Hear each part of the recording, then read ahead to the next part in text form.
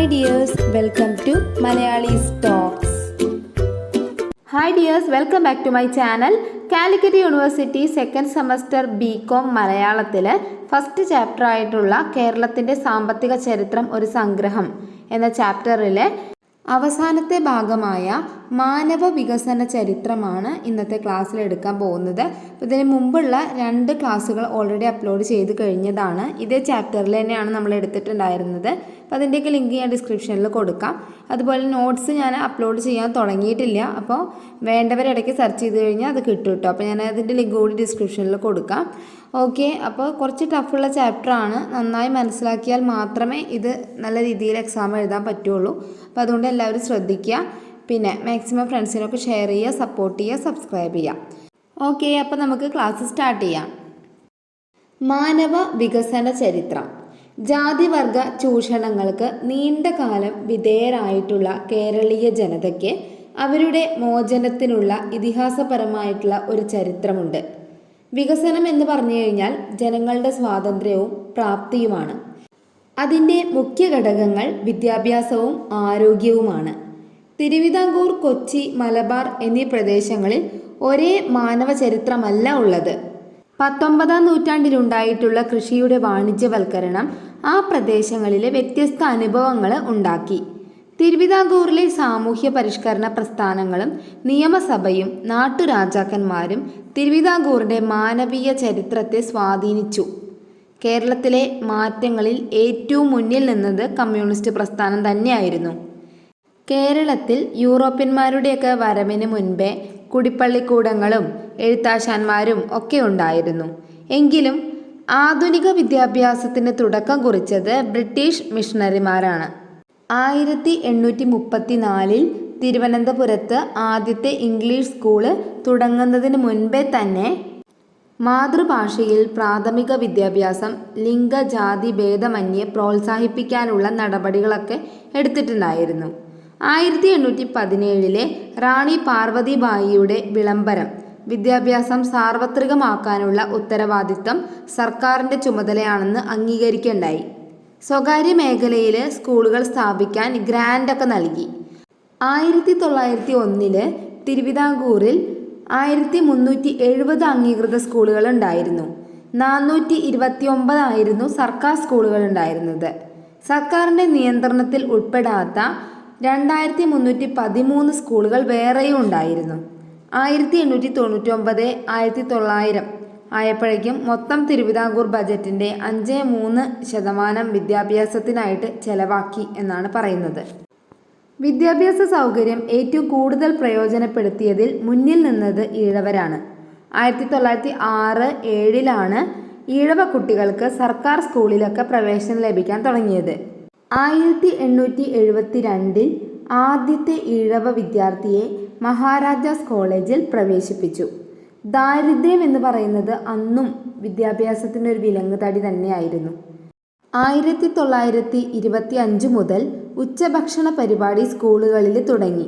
പല സ്കൂളുകളിലും പാലൊക്കെ വിതരണം നടത്തിയിരുന്നു. വിദ്യാഭ്യാസ പുരോഗതി മലബാറിൽ പക്ഷെ ഉണ്ടായില്ല എന്നാണ് പറയുന്നത്. 1872 പ്രാഥമിക വിദ്യാഭ്യാസം തദ്ദേശ സ്ഥാപനങ്ങളുടെ ചുമതലയാണ് എന്ന ബ്രിട്ടീഷുകാരുടെ നയപ്രഖ്യാപനമാണ് ഏറ്റവും കൂടുതൽ ദോഷം ചെയ്തത്. മലബാറിലെ സാക്ഷരതാ നിരക്ക് 1891 12.9% ആയത് 1931 ആയപ്പോഴേക്കും 14.4% വളരെ കുറവ് തന്നെയായിരുന്നു വർധനവ് എന്ന് പറയുന്നത്.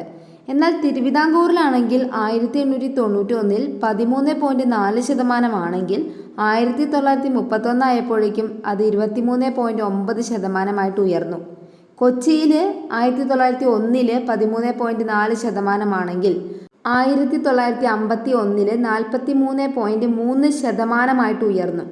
തിരുവിതാംകൂറിനെയും കൊച്ചിയെയും അപേക്ഷിച്ച് മലബാർ പിന്നിലായിരുന്നു വിദ്യാഭ്യാസ കാര്യത്തിൽ. പക്ഷേ വിദ്യാഭ്യാസ കാര്യത്തിൽ മാത്രമല്ല, ആരോഗ്യരംഗത്തും ഇതുപോലെ തന്നെ പിന്നോക്കം തന്നെയായിരുന്നു ഉണ്ടായിരുന്നത്. തിരുവിതാംകൂറും കൊച്ചിയും ആയുർവേദം പ്രോത്സാഹിപ്പിച്ചപ്പോൾ ബ്രിട്ടീഷ് മലബാറിൽ അതുണ്ടായില്ല. ഇംഗ്ലണ്ടിൽ വസൂരിക്ക് പ്രതിരോധ കുത്തിവയ്പ് തുടങ്ങി അധിക താമസിയാതെ തന്നെ 1801 മലബാറിൽ കുത്തിവയ്പ് ആരംഭിച്ചു. പക്ഷേ മേൽജാതിക്കാർ അതിനെ എതിർത്തു. കുത്തിവയ്പ് നടത്തുന്നവർ തീയരാണ് എന്നതായിരുന്നു എതിർപ്പിൻ്റെ മുഖ്യ കാരണമായിട്ട് പറഞ്ഞത്. 19-ാം നൂറ്റാണ്ടായതോടെ തീരദേശത്ത് മന്തും മലമ്പ്രദേശങ്ങളിൽ മലമ്പനിയും മറ്റ് പ്രദേശങ്ങളിൽ കൊക്കപ്പുഴു ബാധയും ഉണ്ടാവാൻ തുടങ്ങി. അതൊക്കെ ആ സമയത്ത് കണ്ടുവന്ന രോഗങ്ങളായിരുന്നു. കൂടെ കൂടെ കോളറ, ടൈഫോയിഡ് രോഗങ്ങളും അപൂർവമായിട്ട് പ്ലേഗും പൊട്ടിപ്പുറപ്പെട്ടു. 1929 തിരുവിതാംകൂറിൽ റോക്ക്ഫെല്ലർ ഫൗണ്ടേഷൻ്റെ സഹായത്തോടു കൂടിയിട്ട് ഈ ആരോഗ്യ വകുപ്പ് ചികിത്സാ സൗകര്യങ്ങൾ വർദ്ധിപ്പിക്കാനും രോഗപ്രതിരോധ നടപടികൾ സ്വീകരിക്കാനും വളരെ സഹായിച്ചു. എന്നാൽ 1871 മുതൽ പ്രാഥമിക ആരോഗ്യ ചുമതല തദ്ദേശ സ്ഥാപനങ്ങൾക്കാണെന്ന നിലപാടായിരുന്നു ബ്രിട്ടീഷ് മലബാറിലുണ്ടായിരുന്നത്. ഇങ്ങനെയെല്ലാം ആരോഗ്യകാര്യത്തിൽ തിരുവിതാംകൂറും മലബാറും വേറിട്ട ദിശയിലാണ് നീങ്ങിയത്. 1884-85 തന്നെ തിരുവിതാംകൂറിലെ മൊത്തം ബജറ്റിൻ്റെ 1.7% പൊതുജന ആരോഗ്യത്തിന് വേണ്ടിയിട്ട് വകയിരുത്തി എന്ന് പറയുന്നുണ്ട്. 1904-05 ഇത് 4.5%, 1911-42 5.4%. ഈ അനുപാതത്തിൽ നിന്ന് വളരെ കൂടുതലല്ല വർത്തമാനകാല കേരളത്തിലെ സ്ഥിതി എന്ന് പറയുന്നത്. കേരളത്തിൽ 1911-20 കാലത്തെ ശരാശരി ആയുർദൈർഘ്യം എന്ന് പറയുന്നത് പുരുഷന്മാർക്ക് 25.5 വയസ്സും സ്ത്രീകൾക്ക് 27.4 വയസ്സുമാണ്. ശിശുമരണ നിരക്ക് അതേ കാലയളവിൽ 242 ആയിരുന്നു. അപ്പോൾ ഇതൊക്കെ അഖിലേന്ത്യാ ശരാശരിയേക്കാൾ വളരെയേറെ മെച്ചപ്പെട്ടവയൊന്നും ആയിരുന്നില്ല. പൊതുവെ പറഞ്ഞു കഴിഞ്ഞാൽ ശിശുമരണ നിരക്ക്, സാക്ഷരതാ നിരക്ക്, പ്രതീക്ഷിതമായിട്ടുള്ള ആയുർദൈർഘ്യം എന്നീ സൂചനകളൊക്കെ വെച്ച് നോക്കുമ്പോൾ തിരുവിതാംകൂർ പ്രദേശം മുന്നിൽ തന്നെയാണ് ഉണ്ടായിരുന്നത്. ബ്രിട്ടീഷ് അധീനതയിലുള്ള മലബാർ ആയിരുന്നു മാനവിക വികസന സൂചികകളിൽ പിന്നിൽ നിന്നത്. ഓക്കെ, അപ്പോൾ ഇന്നത്തെ ക്ലാസ്സിൽ പറഞ്ഞത് നമ്മുടെ കേരളത്തിൽ എന്തൊക്കെ തരത്തിലുള്ള വികസനങ്ങൾ വന്നു, അതുപോലെ വിദ്യാഭ്യാസ കാര്യത്തിലും ആരോഗ്യ കാര്യത്തിലും എന്തൊക്കെ മാറ്റങ്ങൾ വന്നു എന്നൊക്കെയാണ്. എല്ലാവർക്കും മനസ്സിലായല്ലോ. ഇതോടുകൂടി നമ്മുടെ ഫസ്റ്റ് ചാപ്റ്റർ അവസാനിച്ചിരിക്കുകയാണ്. എന്തെങ്കിലും സംശയം ഉണ്ടെങ്കിൽ കമൻറ്റിലൂടെ ചോദിച്ചാൽ മതി. ഓക്കെ, കുറച്ച് ടഫ് ഉണ്ട് കേട്ടോ ചാപ്റ്റർ. ഞാൻ പിന്നെ എടുത്ത് പറയുകയാണ്. നന്നായി വായിച്ചാലാണ് നമുക്കിത് മനസ്സിലാക്കാൻ പറ്റുള്ളൂ. എല്ലാവരും അപ്പോൾ എൻ്റെ ചാനൽ സപ്പോർട്ട് ചെയ്യുക, സബ്സ്ക്രൈബ് ചെയ്യുക കേട്ടോ, മറക്കരുത്. Thank you for watching.